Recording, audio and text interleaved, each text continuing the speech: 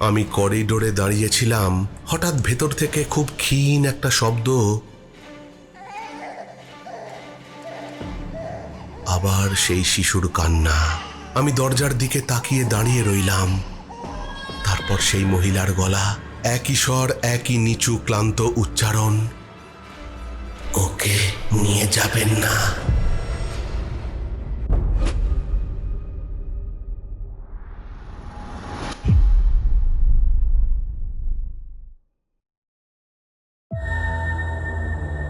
প্রেত পক্ষ এখানে স্বাভাবিক একটি বিভ্রম।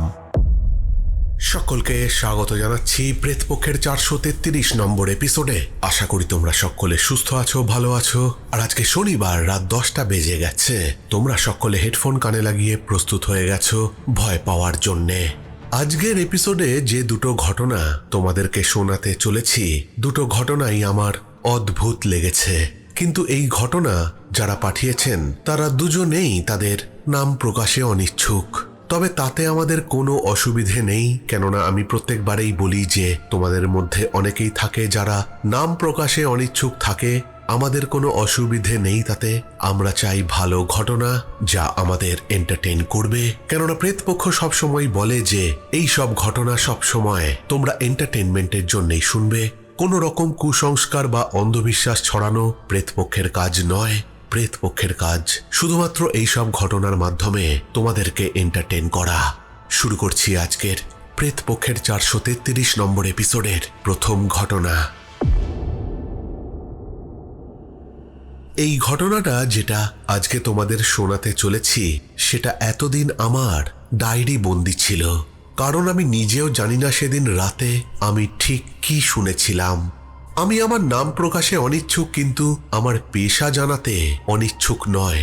আমি পেশায় একজন চিকিৎসক। প্রায় 12 বছর ধরে হাসপাতালের সঙ্গে যুক্ত।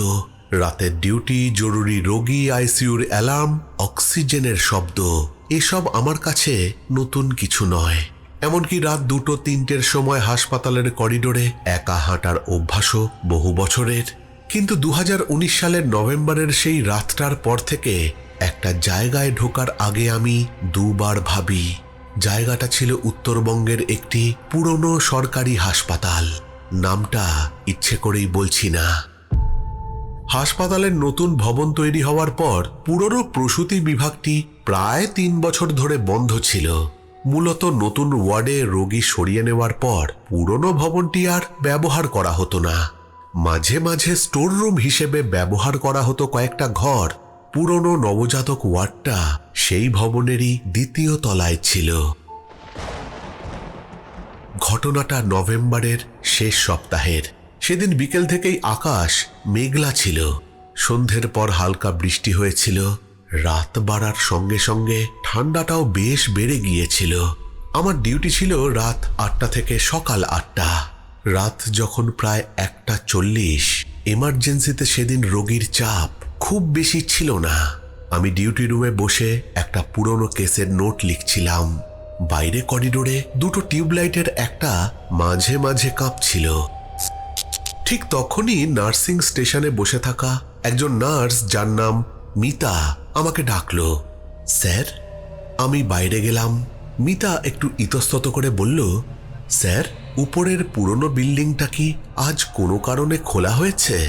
আমি অবাক হয়ে বললাম, কেন, কি ব্যাপার? মিতা বলল, কিছু একটা আওয়াজ হচ্ছে। আমি জিজ্ঞাসা করলাম, কি আওয়াজ? মিতা কয়েক সেকেন্ড চুপ করে থেকে বলল, না না না না না, আমার ভুল হয়তো।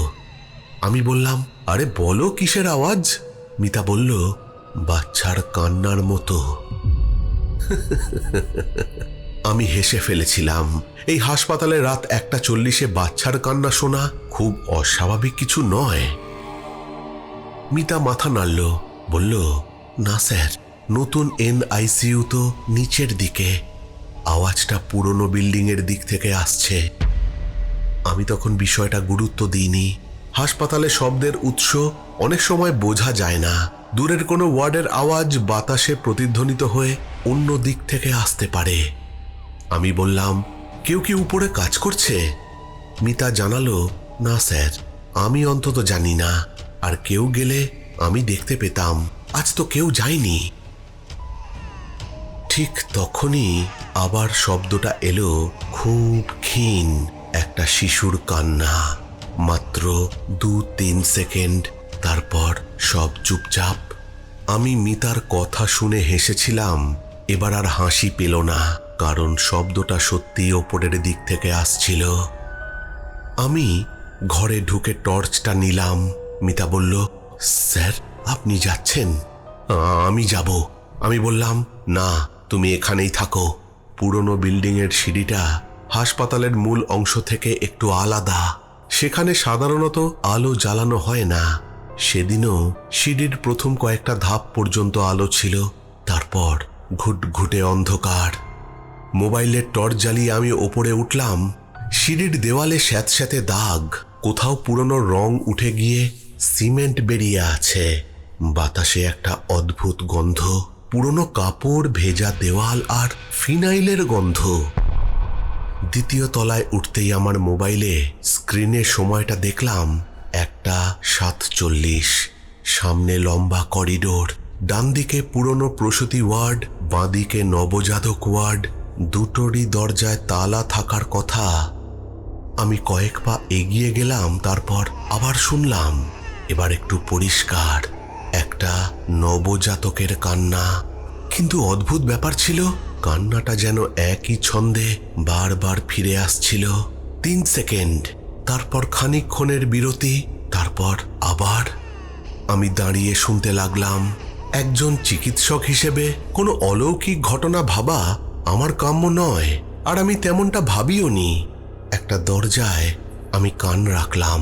শব্দটা এবার একেবারে স্পষ্ট। ঠিক তখনই আমার পেছন থেকে একজন মহিলার গলা ভেসে এলো, খুব নিচু স্বরে, ওকে নিয়ে যাবেন না। আমি সঙ্গে সঙ্গে ঘুরে দাঁড়ালাম। করিডোর ফাঁকা, মোবাইলের আলোয় সামনের দেওয়াল, বন্ধ দরজা আর মেঝে ছাড়া কিছুই দেখা যাচ্ছিল না। আমি কয়েক সেকেন্ড দাঁড়িয়ে রইলাম, তারপর নিজেকে বোঝালাম সম্ভবত নিচের কোনো ওয়ার্ড থেকে কারোর কথা ভেসে এসেছে। কিন্তু কথাটা এত পরিষ্কার ছিল যে সেটা বিশ্বাস করা কঠিন। আমি দ্রুত সিঁড়ির দিকে ফিরে এলাম। নিচে এসে মিতাকে জিজ্ঞাসা করলাম, উপরে কেউ আছে? সে বলল, না স্যার। কেন, কেউ কথা বলছিল? আমি আর কিছু বললাম না। ভেবেছিলাম বিষয়টা সেখানেই শেষ, কিন্তু রাত 2:26 আবার একই কান্না শুনলাম। এবার শুধু আমি নই, মিতাও শুনল।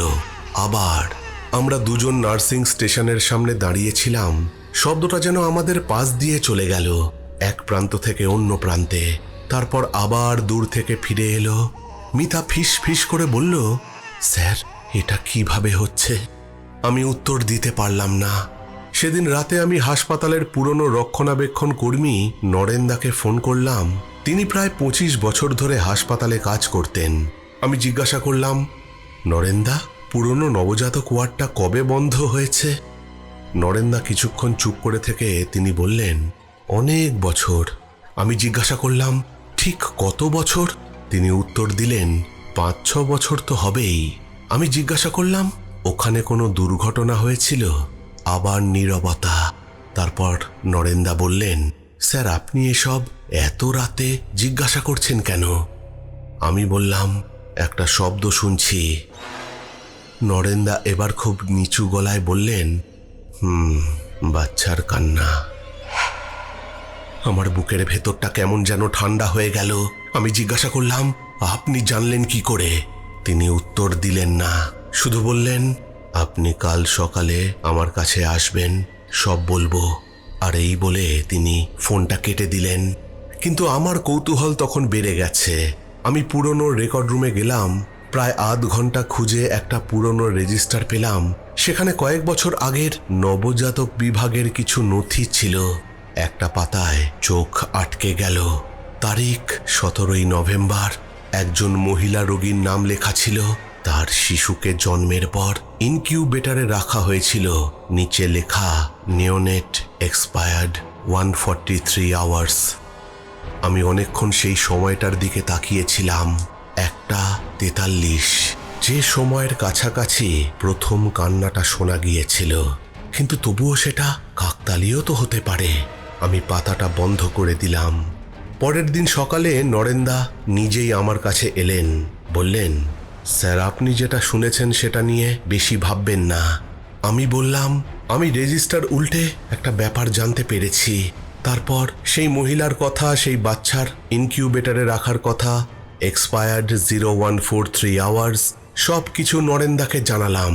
তিনি বললেন, বাচ্চাটা মারা যাওয়ার পরে সেই মহিলা নাকি বারবার বলতেন, ও এখনো কাঁদছে। আপনারা শুনছেন না?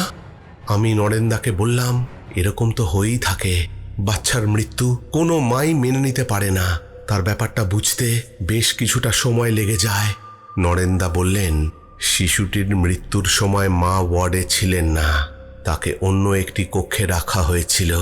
শিশুটি মারা যাওয়ার খবর দেওয়ার পর তিনি দীর্ঘক্ষণ কাঁদতে কাঁদতে বলেছিলেন যে তিনি আগেই নাকি কান্নার শব্দ শুনেছিলেন। ঘটনার কয়েক মাস পর তিনি আর হাসপাতালে আসেননি। তার চেকআপ, তার ফলো আপ ছিল, কিন্তু তার কোনো খবরই পাওয়া যায়নি।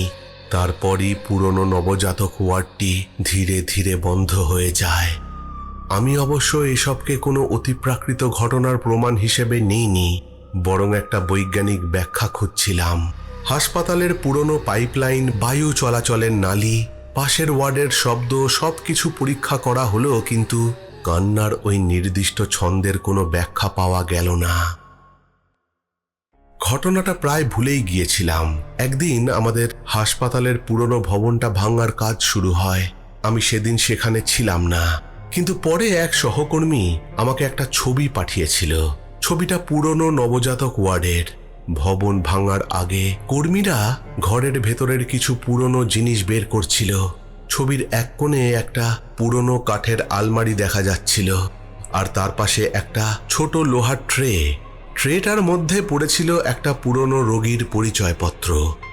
আমার যে সহকর্মী সেসব ছবি তুলেছিল, সে সেই রোগীর পরিচয়পত্রটির ছবি জুম করে আমাকে পাঠিয়েছিল। আমি নামটা পড়ে থমকে গিয়েছিলাম। সেই মহিলার নাম, যার শিশুটি 5 বছর আগে মারা গিয়েছিল। কিন্তু আসল ব্যাপারটা তখন জানতাম না। ছবিটা দেখে আমার মনে হলো পরিচয়পত্রের নিচে একটা কাগজ আছে। আমি পরে নরেন্দার কাছ থেকে জানতে চেয়েছিলাম, এবং তিনি বলেও ছিলেন ওটা পুরনো নার্সিং নোট। আমি বললাম, তাতে কি লেখা ছিল? নরেন্দা বললেন, শুধু একটা লাইন। আমি জানতে চাইলাম, কি? তিনি আমার দিকে তাকিয়ে খুব ধীরে বললেন, mother keeps saying she hears the baby crying from inside the wall. আমি সেদিন প্রথমবারের মতো অস্বস্তি অনুভব করেছিলাম, কারণ 5 বছর আগে যে মহিলার সঙ্গে আমি কখনো দেখা করিনি, যার কথা আমি শুধু রেজিস্টারে পড়েছিলাম, তার বলার কথার সঙ্গে আমার শোনার শব্দের মিলটা আমি কোনোভাবেই ব্যাখ্যা করতে পারিনি। তবু আমি নিজেকে বোঝালাম যে মানুষের মস্তিষ্ক শব্দকে পরিচিত কোনো আকার দিতে ভালোবাসে। হাসপাতালের যন্ত্রপাতি, বাতাস, পাইপ সব মিলিয়ে হয়তো আমার মস্তিষ্কই একটা শিশুর কান্নার মতো শব্দ তৈরি করেছিল। আমি আজও সেই ব্যাখ্যা মানতে চাই, কিন্তু একটা ব্যাপার আমাকে এখনো ভাবায়। সেই রাতের ঘটনার কয়েক সপ্তাহ পর হাসপাতালের পুরনো নবজাতক ওয়ার্ডে শেষবারের মতো গিয়েছিলাম, যেটা তোমাদের আগে বলিনি। দরজা সেদিন ছিল তালা বন্ধ। আমি করিডোরে দাঁড়িয়েছিলাম। হঠাৎ ভেতর থেকে খুব ক্ষীণ একটা শব্দ, আবার সেই শিশুর কান্না। আমি দরজার দিকে তাকিয়ে দাঁড়িয়ে রইলাম। তারপর সেই মহিলার গলা, একই স্বর, একই নিচু ক্লান্ত উচ্চারণ, ওকে নিয়ে যাবেন না। আমি সেদিন দরজাটা খোলার চেষ্টা করিনি, শুধু নিচে নেমে এসেছিলাম।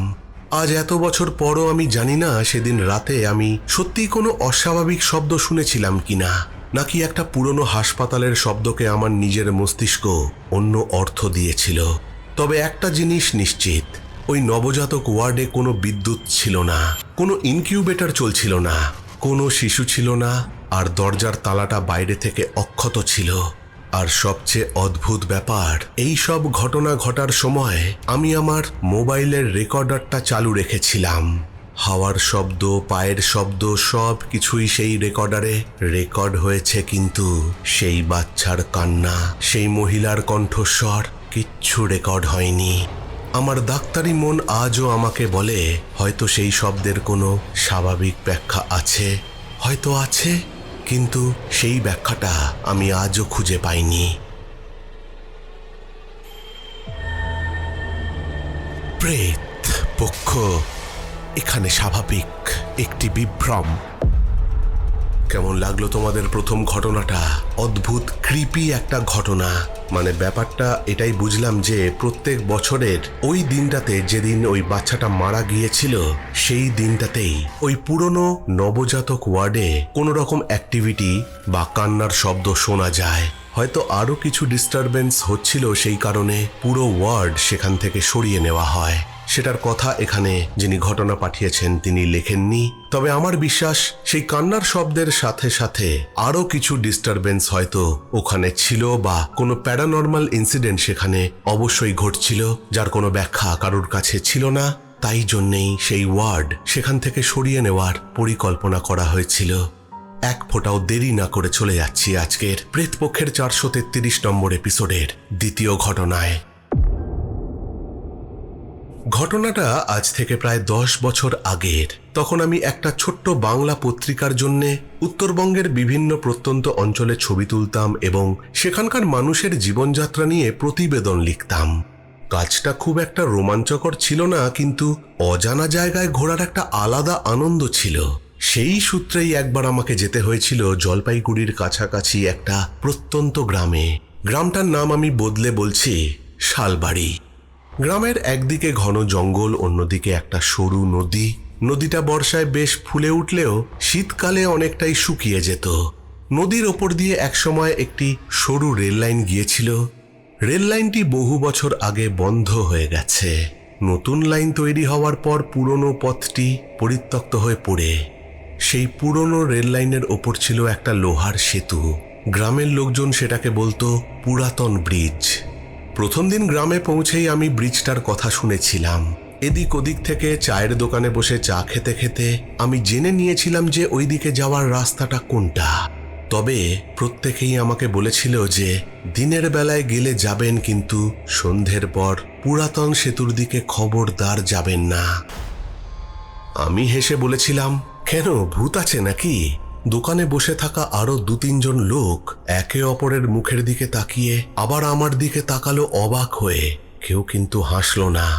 একজন বয়স্ক মানুষ ধীরে ধীরে বললেন, ভূত আছে কি নেই জানি না, তবে সূর্য ডোবার পর ওই সেতু দিয়ে কেউ যায় না।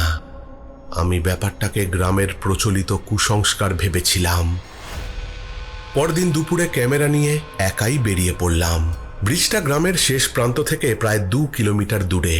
প্রথমে কাঁচা রাস্তা, তারপরে ঝোপঝাড়ের মধ্যে দিয়ে একটা সরু পথ, তারপরে পুরনো রেল লাইন।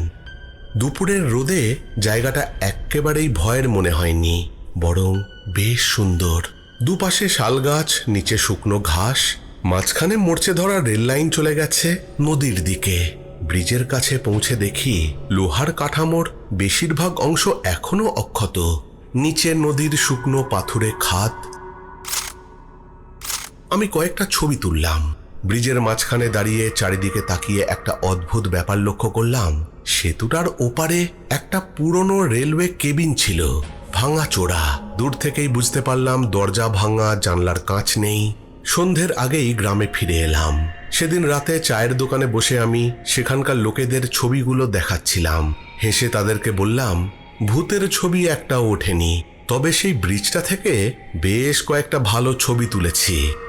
একটা বয়স্ক লোক আমার ক্যামেরার স্ক্রিনের দিকে তাকিয়ে হঠাৎ থেমে গেলেন আর বললেন, এই ছবিটা কখন তুলেছেন? আমি বললাম, কেন, আজ দুপুরে? সেই বৃদ্ধ বললেন, আপনি ব্রিজের মাঝখানে গিয়েছিলেন? আমি বললাম, হ্যাঁ। তিনি আর কিছু বললেন না। আমি মজা করে বললাম, দেখলেন তো, আমি গিয়ে দিব্যি ফিরে এসেছি, কোনো ভূত টুত আমাকে ধরেনি। তিনি এবার খুব শান্ত গলায় বললেন, দিনের বেলা গেলে সমস্যা নেই। তারপর তিনি একটু থেমে বললেন, আপনি কি কিছু শুনেছিলেন? আমি বললাম, না তো। কিরকম শব্দ বলুন তো? কোনো ধাতব শব্দ, টুং টাং, যেন লোহার ওপর কেউ হাঁটছে। আমি মাথা নাড়লাম। লোকটা বলল, তাহলে ভাগ্য ভালো। আমি বিষয়টা নিয়ে আর কথা বাড়াইনি, কিন্তু সেই রাতেই প্রথম অদ্ভুত ঘটনাটা ঘটল। আমি যে বাড়িতে উঠেছিলাম তার জানালা ছিল গ্রামের শেষ প্রান্তের দিকে। রাত তখন প্রায় 11:30। হঠাৎ ঘুম ভেঙে গেল একটা শব্দে, খুব ক্ষীণ। তারপর কয়েক সেকেন্ড নীরবতা, আবার সেই শব্দটা যেন দূরের কোনো লোহার জিনিসে আঘাত করার মতো। আমি জানলা খুলে বাইরে তাকালাম, চারিদিক অন্ধকার। তারপর আরো কয়েকবার শব্দটা শুনলাম, একই ব্যবধানে। আমি মোবাইল নিয়ে বাইরে বেরিয়ে এলাম। বাড়ির উঠোনে দাঁড়িয়ে বুঝলাম শব্দটা আসছে পুরনো ব্রিজের দিক থেকে। গ্রামের লোকেরা যাকে বলে পুরাতন ব্রিজ। তারপর হঠাৎই শব্দটা বন্ধ হয়ে গেল। পরদিন সকালে আমি আবার সেই চায়ের দোকানে গেলাম। সেই বৃদ্ধ বয়স্ক লোকটি সেখানে আজও বসে আছে। তিনি আমাকে জিজ্ঞাসা করলেন, আপনি কাল রাতে ব্রিজ থেকে কোনো শব্দ শুনেছেন? আমি বললাম, হ্যাঁ হ্যাঁ। তিনি বললেন, ওটা কিন্তু কোনো রেলের শব্দ নয়। আমি হেসে বললাম, হ্যাঁ সে তো অবশ্যই, রেল লাইন তো পুরনো, সেখান দিয়ে কোনো ট্রেনও পাস করে না। বাতাসে লোহার কাঠামো নড়ে শব্দ হতে পারে। তিনি মাথা নাড়লেন, বললেন, হতে পারে, হতেও পারে। কিন্তু তার মুখ দেখে মনে হলো তিনি সেটা বিশ্বাস করেন না। সেদিন বিকেলে আমি আবার ব্রিজে যাওয়ার সিদ্ধান্ত নিলাম। এবার সঙ্গে নিলাম গ্রামের এক যুবক, নাম বিকাশ। বিকাশ প্রথমে রাজি হচ্ছিল না। আমি তাকে একটা 50 টাকার নোট দিতেই সে রাজি হয়ে গেল। আমি বললাম, আরে ভয় পেও না বিকাশ, সূর্য ডোবার আগেই ফিরে আসব। সে বলল, হ্যাঁ 5:30টার মধ্যে ফিরতে হবে। আমি মজা করে বললাম, কেন 5:30টার পর ব্রিজটা বন্ধ হয়ে যায় নাকি? বিকাশ কিন্তু হাসল না। আমি বিকেল 4টে নাগাদ ব্রিজে পৌঁছলাম। ক্যামেরা বের করে ছবি তুললাম। তারপর হঠাৎ বিকাশ বলল, হয়েছে, এবার চলুন। আমি বললাম, এত তাড়া কিসের? সে ঘড়ি দেখালো 5:12। সূর্য তখন আজকের মতো বিদায় নিতে চলেছে। বিকাশ বলল, এখন আর এখানে থাকা ঠিক হবে না। আমরা ফিরতে শুরু করলাম। ঠিক তখনই ব্রিজের ওপাশ থেকে একটা শব্দ এলো। বিকাশ থেমে গেল। শব্দটা আবার এলো, তারপর আবার। শব্দগুলো যেন রেল লাইনের ওপর দিয়ে এগিয়ে আসছে। আমি কান পেতে দাঁড়িয়ে রইলাম। হঠাৎ খুব দূর থেকে একটা অদ্ভুত কম্পন অনুভব করলাম। ব্রিজের লোহার পাত সামান্য কেঁপে উঠল। আমি অবাক হয়ে বললাম, এটা কি? বিকাশ আমার হাত ধরে টেনে বলল, চলুন চলুন। আমরা দ্রুত ব্রিজ পার হয়ে এলাম। গ্রামে ফিরে আমি তাকে জিজ্ঞাসা করলাম, কি হলো ব্যাপারটা? বিকাশ কিছুক্ষণ চুপ করে একটা অদ্ভুত কথা বলল, যে কথা সে তার বাবার থেকে শুনেছে। সে বলল, প্রায় 8 বছর আগে একজন মানুষ, লোকটা রেল কর্মী ছিল। পুরনো লাইন বন্ধ হওয়ার পরও কিছু অংশে রক্ষণাবেক্ষণের কাজ চলতো। এই লাইন দিয়ে সব গাড়ি বন্ধ হয়ে গেল, শুধু একটা মালগাড়ি চলতো। তবে সেই দিন সন্ধ্যের দিকে সেই রেলকর্মী কোনো একটা কারণে ব্রিজে আটকে পড়ে। কোনো যান্ত্রিক গোলযোগের কারণে সে রেল লাইনে কাজ করছিল। সেই দিন এই লাইনে মালগাড়ি আসার কথা ছিল না, কিন্তু তার পা রেল লাইনের ফাঁকে আটকে যায়। লাইন চেঞ্জ ওভারের সময় হয়তো তার পা সেই ফাঁকে আটকে গিয়েছিল। পুরোটাই ভুলবশত। আর সেই দিন সেই মালগাড়ি এই লাইনে ঢুকে পড়ে আর তাকে পিষে দিয়ে চলে যায়। তার দেহের এতগুলো টুকরো হয়েছিল যে তাকে শনাক্ত পর্যন্ত করা যায়নি। আর সেই ঘটনার পর থেকেই এই ব্রিজের ওপর থেকে সন্ধ্যের পর এই শব্দ শোনা যায়। আমি বললাম, শুধু শব্দ? বিকাশ এবার আমার দিকে তাকালো। বিকাশ বলল, মাঝে মাঝে সন্ধ্যের পর এই ব্রিজের ওপরে একটা অবয়ব দেখতে পায় গ্রামের লোকেরা। কেউ নাকি এরকম কণ্ঠস্বরও শুনেছে, কেউ নাকি চিৎকার করে বলছে, আমাকে বাঁচাও, আমাকে বাঁচাও, আমার পা আটকে গেছে। কিন্তু সেখানে গিয়ে লোকে দেখতো কেউ কোথাও নেই। যে ঘটনাটা সেদিন ঘটেছিল সেটা সত্যি আমার কাছে ভারী অদ্ভুত। তবে এই ঘটনার পর অলৌকিক বলে যে কিছু হতে পারে সেটা আমি বুঝতে পেরেছিলাম। আর শালবাড়ির মানুষ তারা আজও সূর্য ডোবার পর ওই ব্রিজ এড়িয়ে চলে। কে জানে সেই মৃত রেলকর্মীর অতৃপ্ত প্রেতাত্মা আজও হয়তো সেই ব্রিজের মাঝখানে দাঁড়িয়ে সাহায্য চাইছে।